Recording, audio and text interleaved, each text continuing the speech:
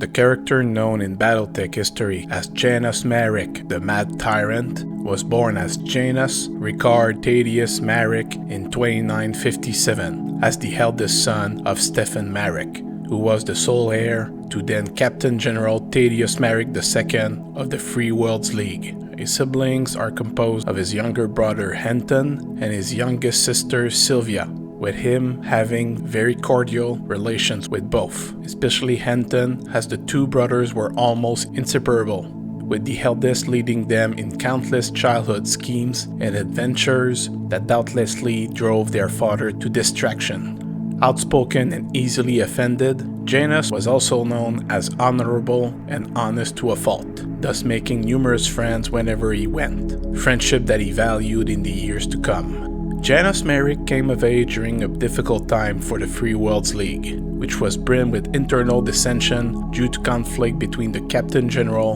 and the Free Worlds Parliament. When Captain General Thaddeus Marik II, famously known for being a contentious and imperious man with grandiose visions and little patience for anyone who sought to temper them with reason, stood on the floor of Parliament in January 2950 and demanded the commitment of 30 regiments with 3 billion credits of funding to support Operation Killing Stroke, his ambitious invasion of Lyran space, he was stunned when leaders of 12 principalities invoked the Home Defense Act instead, withdrawing 18 mech regiments from the intended invasion force. However, Thaddeus was as much stubborn as he was rash and used some pretext of quelling domestic insurgencies to replace local leaders from Parliament with individuals more disposed toward his wishes. This led to some small provinces making informal mutual defense pacts, which formed the Silver Hawks in 2966. Finally, Thaddeus decided to carry on his plan despite the continuing opposition, hiring 10 regiments of mercenaries units out of the Marik's family personal funds. When the coming 3 years showed that Operation Killing Stroke ended up as the most costly and least successful campaign the FWLM ever mounted, few of the dissenters had any reason to regret their decision to stand firm. The following decades of Thaddeus' reign differed little from this early clash with Parliament. The Captain General ended up with using the federal troops at his disposal, backed with some provincial regiments of his Dutch allies and a mixed bag of mercenary units to conduct his limited campaigns along both fronts, while the dissenters continued to invoke the Home Defense Act and use their voting majority in Parliament to deny funding for any major unit buildup. The public pronouncements from both sides suggested that a full-scale civil war was imminent, but this event never occurred since Thaddeus Marik II died suddenly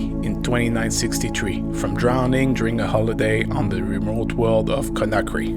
Stephen Marik was quickly confirmed as the new Captain General and declared a full month of official mourning and went into seclusion. In fact, Stephen used this time to review the Free Worlds League military options in the hope of breaking the current status of the FWLM, which was engaged in constant and heavy fighting. He quickly shown himself to be an aggressive leader and very determined to bring Parliament to heel. However, things went from bad to worse as Stephen lacked basic military acumen and suffered a string of setbacks in the 2970s that made the Parliament grant the status of threatened state to the Principality of Regulus, which deprived him of more troops, have mercenary units void their contracts due to dispute in shipments of spare parts or back pay, which make them leave and found new employment with his neighboring states against their old employer.